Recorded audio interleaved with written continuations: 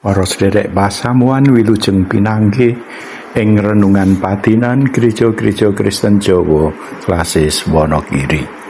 Dina Selasa kliwon tanggal 11 Agustus taun 2026. Kula Pendeta Yahya Tirta Prawito ngajak kita maca saka wacan kitab suci Kitab Rum 9 ayat 14 tekan 29. Lembaga Alkitab Indonesia Basa Jawa tahun 1994 lan kawaca ayat 13 lan 24 kan dijejer renungan katimbalan nampani sih rahmate Gusti. Gusti Allah uga kersa nedahake kamulyane sing sampurna kaparingake marang kita sing padha katimbalan nampani sih rahmate, ya kuwi kita sing wis kacadhangake dening panjenengane supaya nampani kamulyan mau. Ya kita iki sing wis katimbalan dening panjenengane, ora mung bangsa Yahudi wae, nanging uga sing saka antarane bangsa-bangsa liyane.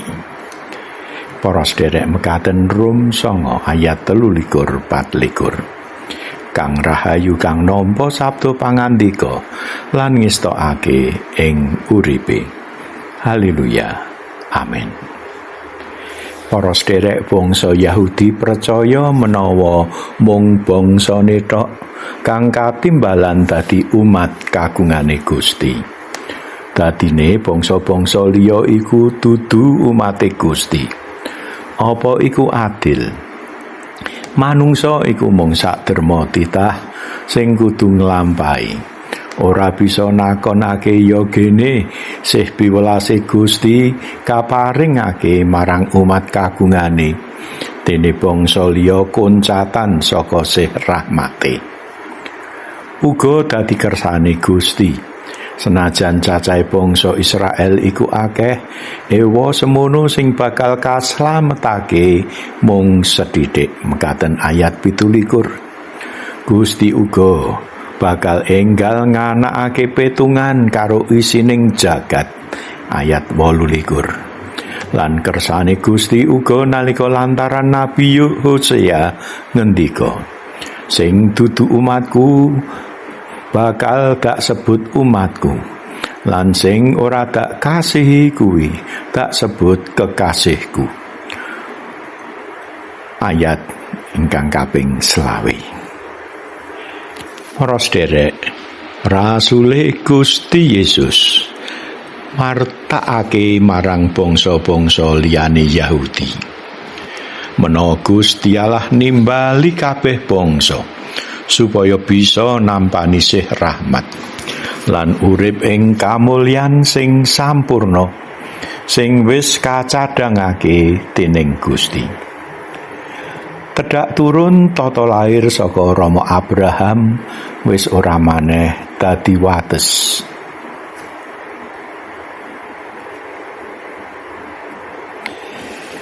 Sing bedakne antarane umat kagungane Gusti utawa bangsa liyane sing diarani kafir.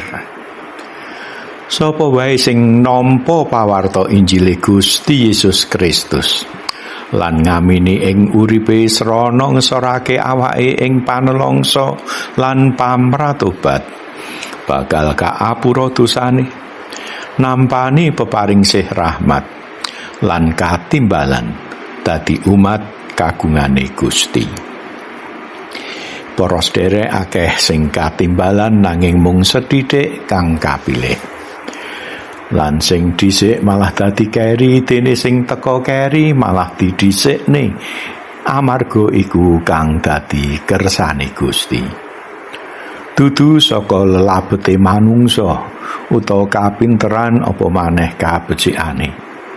Ing jaman iki lumrahe wong nampa timbalan dadi umate Gusti iku amarga wong tuwa lan kulawarga sing wis luwih dhisik manjing pracaya.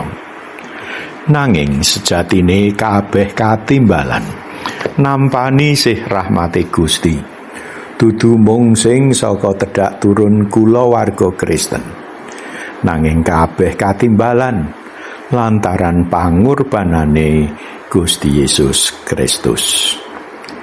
Amin. Tuntunan kanggo nyuraos.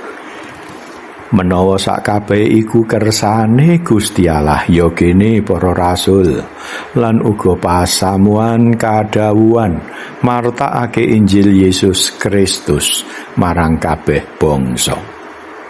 Monggo katuran nyuraos lan pandonga.